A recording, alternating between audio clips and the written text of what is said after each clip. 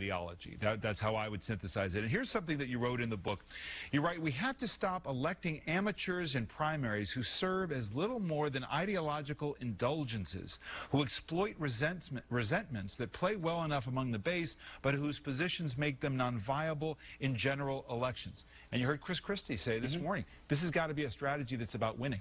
It's got to be about winning, and when you say... More than argument, more than just the argument. More than argument, and it can't be about just the ideological indulgences. We can go through so many Senate races over the past 2 elections, and we time and time again have selected people that were amateurs, that weren't ready for prime time, that everybody knew we're going to lose the general elections.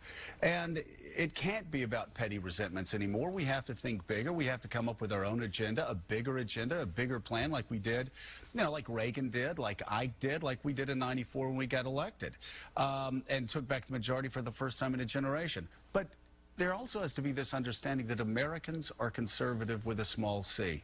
They want somebody who's ideologically conservative but also moderate temperamentally. Ike was that way. Reagan was that way.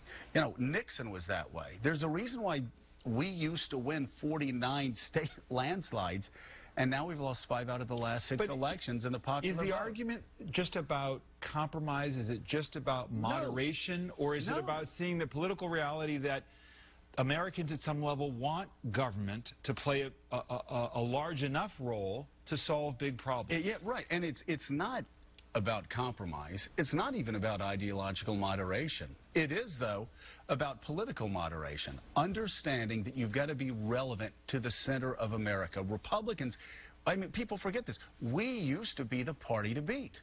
Every 4 years, Democrats would pull their hair out because they knew we were going to figure out how to reach the middle of America. Now, during the Cold War, we did that because people thought we were the strongest party to do that. During George W. Bush's, re-election in 2004, when Democrats were sure they had him defeated, Americans trusted George Bush more, thought that he was at the middle of America more. We've lost that. We lost it in 2008. We lost it in 2012. And I say this to my very conservative friends. We've got to figure out a way to move forward together, or else you're going to have Hillary Clinton for 2 terms, and you're going to have Barack Obama and Hillary Clinton picking Supreme Court justices for 6 years and shaping the way that our federal government's run. But that will transform government for 50 years. We've got to unite. The nominating wing of the party, which is the Tea Party face right now. It is Ted Cruz right now. He gets huge, But that's not the nominating wing of the party. Those are people that, those sort of candidates that we had in 2012. You see it all the time. They come out early on. The media loves to talk about them for a year and a half.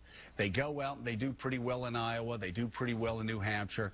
And then when the snow starts to fade away in Iowa, these candidates start fading away. They turn south and they go back to the Midwest. And they never win. But that is the focus. Our brand's been battered over the past year and a half, and they've been battered by a lot of these people. Again, I go back to it. Forget their ideology. They're political amateurs. I had some good friends that were at the center of this shutdown strategy.